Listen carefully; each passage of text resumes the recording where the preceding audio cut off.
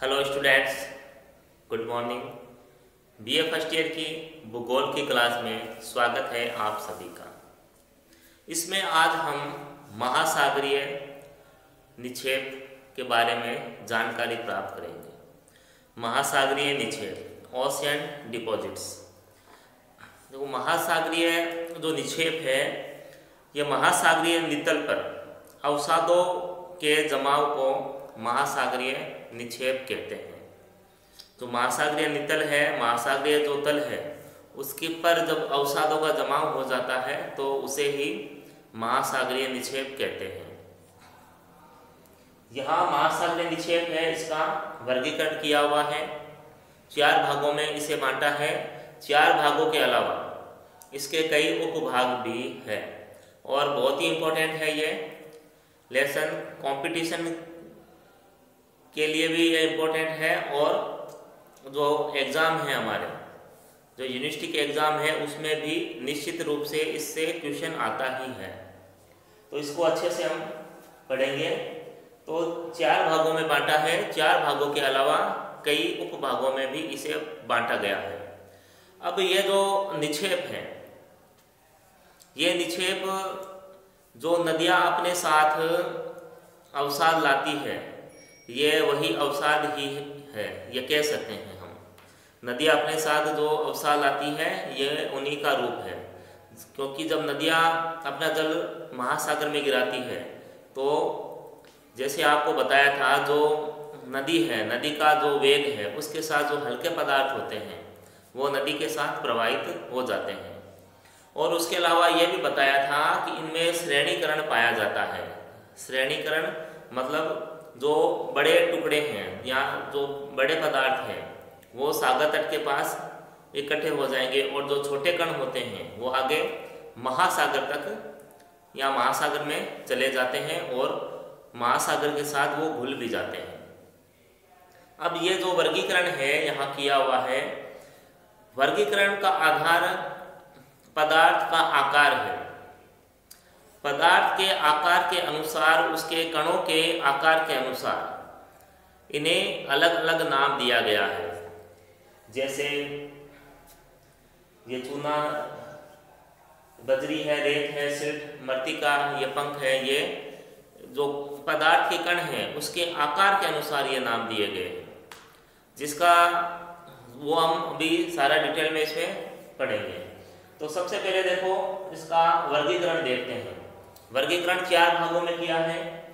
स्थलीय या भूमिज निक्षेप, फिर ज्वालामुखी पदार्थ तथा निक्षेप, फिर जैविक पदार्थ तथा निक्षेप, और चौथा है अजैविक पदार्थ या अकार्बनिक पदार्थ।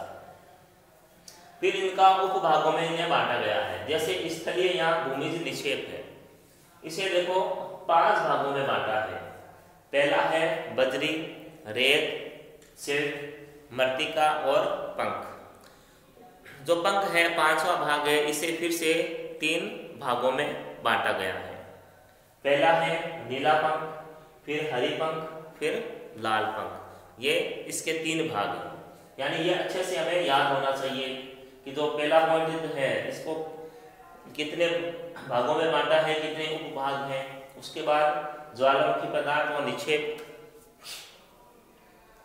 फिर थर्ड पॉइंट है जैविक पदार्थ तथा निक्षेप। जैविक पदार्थ तथा निक्षेप को 2 भागों में बांटा है, नेरेटिक निक्षेप और पेलेजिक निक्षेप। इन 2 भागों में बांटा गया है। फिर जो पेलेजिक निक्षेप है इसको फिर से इसका वर्गीकरण किया गया है, इसका क्लासिफिकेशन कर दिया गया है। तो पेलेजिक को देखो 2 भागों में बांटा है, चूना प्रधान ऊज। ठीक है, पहले तो है चूना प्रधान ऊज, फिर है सिलिका प्रधान ऊज। 2 भागों में बांटा है। फिर चूना प्रधान जो ऊज है इसे 2 भागों में बांटा है, टेरोपार्ट ऊज और ग्लोबिजेरिना ऊज। चूना प्रधान को 2 भागों में बांटा है, टेरोपार्ट ऊज और ग्लोबिजेरिना ऊज। जो सिलिका प्रधान ऊज है इसे भी 2 भागों में बांटा है, रेडियोलेरियन ऊज और डायटम ऊज। फिर है अंतिम बिंदु अजैविक कार्बनिक पदार्थ तथा निक्षेप। इसे मृत्तिका है इसका और विभाजन किया है लाल मृत्तिका में। तो ये इसका विभाजन है और इसका आप स्क्रीनशॉट ले सकते हो। तो सबसे पहले हम बात करेंगे स्थलीय या भूमिज पदार्थ की। स्थलीय या भूमिज पदार्थ जो निक्षेप है इसकी बात करेंगे। देखो इनका निर्माण कैसे हो रहा है। जो धरातलीय भाग पर जो अपक्षय की क्रिया होती है, जो धरातलीय भाग है वहां पर तो अपक्षय की क्रिया होती है। चट्टानें क्या है, टूटती है। चट्टानें जब टूटती हैं तो चट्टानों का ये विघटन और वियोजन होता है, जिस कारण चट्टानें हैं वो बारीक से लेकर बड़े बड़े कणों में टूट जाती है और इन्हें ही भूमिज पदार्थ कहते हैं। ठीक है, भूमिज पदार्थ यानी भूमि पर जो पदार्थ है वो। तो भूमि पर जब चट्टान का अपक्षय के कारण ये विघटन और वियोजन होता है तो चट्टान छोटे कणों से लेकर बड़े कणों तक इस तरह से विभाजित हो जाती है, उसे ही भूमिज पदार्थ कहते हैं।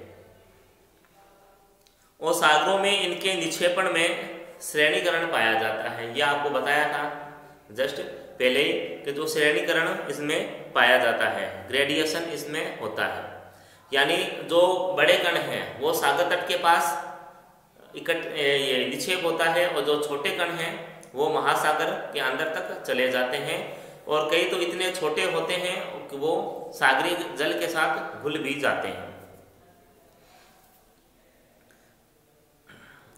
और कणों के आकार, उनकी बनावट, रासायनिक संगठन के आधार पर भूमिज पदार्थों को बजरी, रेत, पंख कई भागों में इनको विभाजित किया जाता है। तो पहले हम बात करेंगे बजरी की।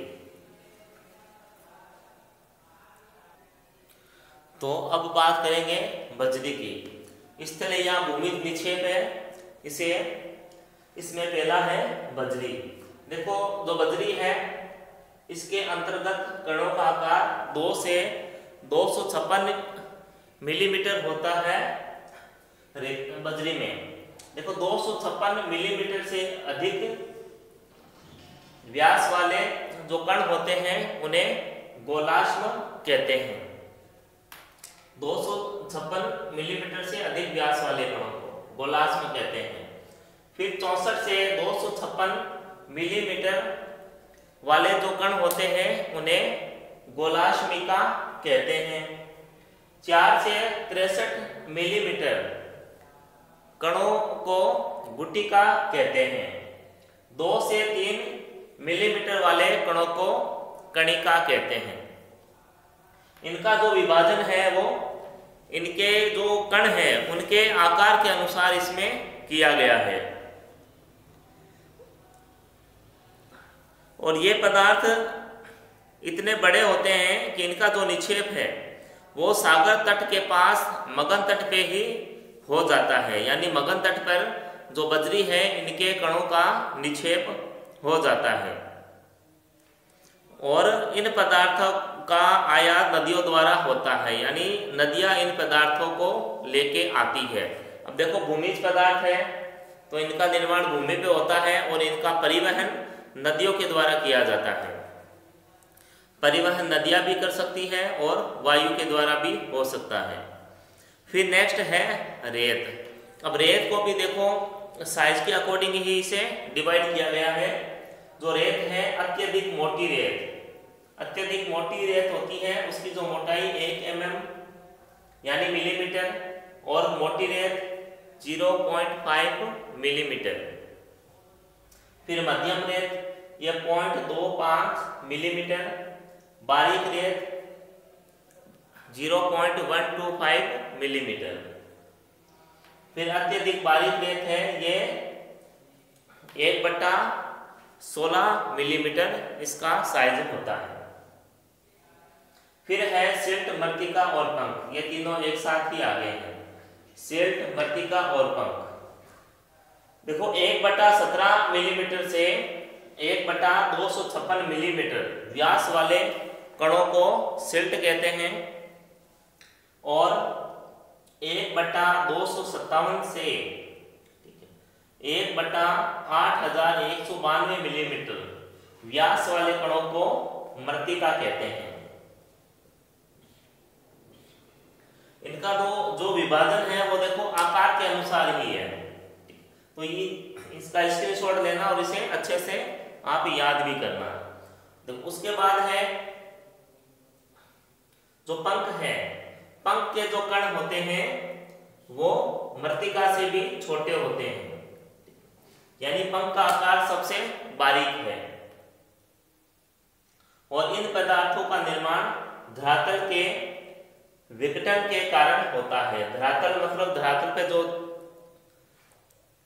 चट्टानें और होती है उनके विघटन से इनका निर्माण होता है।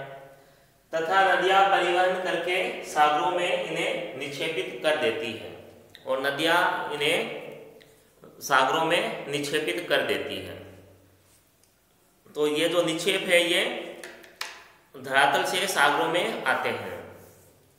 उसके बाद जो पंख है, देखो पंख को 3 भागों में बांटा हुआ है, नीला पंख, हरी पंख और लाल पंख। तो सबसे पहले बात करेंगे नीली पंख की। उससे पहले जो मृत्तिका और जो पंख होती है इनका जो जमाव है, जो निक्षेप है वो शांत जल में होता है। तो नीली पंख में देखो लोहे के सल्फाइड तथा जैविक तत्वों से युक्त चट्टानों के विघटन से प्राप्त पदार्थों से नीली पंख का निर्माण होता है। इसमें देखो लोहे के सल्फाइड होते हैं और जैविक तत्वों से युक्त जो चट्टानें होती है उसके विघटन से नीली पंख का निर्माण होता है। यह नीली पंख जलमग्न तटों पर गहरे भागों में पाई जाती है। जो नीली पंख है इसका वास्तविक रंग नीलापन लिए हुए काला होता है, यानी जो नीली पंख है उसका जो वास्तविक रंग है वो नीलापन लिया हुआ काला होता है। और इसमें चूने का अंश 35% होता है। नीली पंख चूने का अंश 35% होता है और वास्तविक कलर इसका नीलापन लिया हुआ काला होता है। फिर है सेकंड लाल पंख। लोहे के ऑक्साइड से युक्त चट्टानों के विघटन से प्राप्त पदार्थों के जमाव से लाल पंख का निर्माण होता है। लाल पंख में कार्बोनेट, कैल्शियम कार्बोनेट का जो अंश है वो 32% होता है। फिर नेक्स्ट है हरी पंख। नीली पंख के सागरीय रासायनिक अपक्षय के रंग परिवर्तन के कारण हरी पंख का निर्माण होता है, यानी नीली पंख से हरी पंख का निर्माण होता है। इसका रासायनिक परिवर्तन के कारण इसका रंग बदल जाता है। हरी पंख में पोटेशियम का सिलिकेट तथा लोहा पाया जाता है। लोहे का अंश ग्लाइकोनाइट 7 से 8% तक पाया जाता है। पोटास का अंश इसमें 7% होता है और चूना इसमें 50% तक पाया जाता है। और इसका जमाव उन सागरीय भागों में पाया जाता है जहां पर नदियों का जल नहीं आ पाता है, यानी जहां नदियों का जल नहीं पहुंच पाता है वहां पर ये हरी पंख पाई जाती है।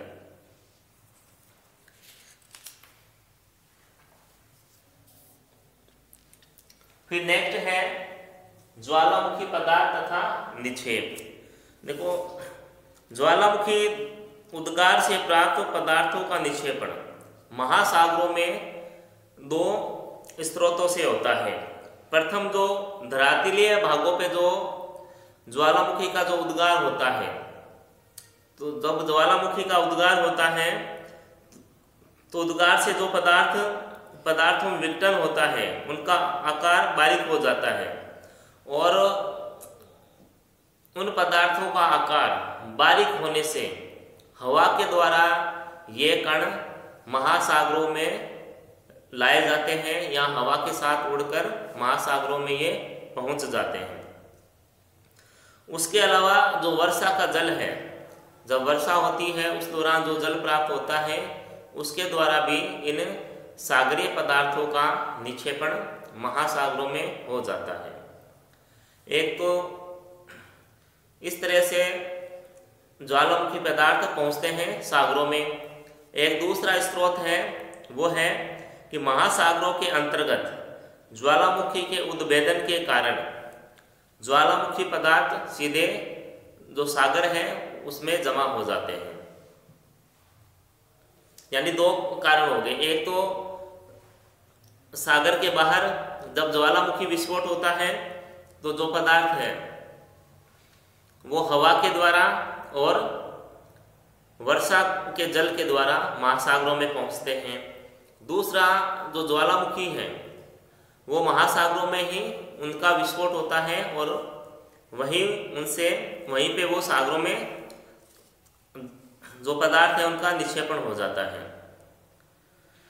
और सागरों के किनारे बड़े कण वाले पदार्थों का निक्षेपण होता है जिन्हें ज्वालामुखी रेत कहते हैं।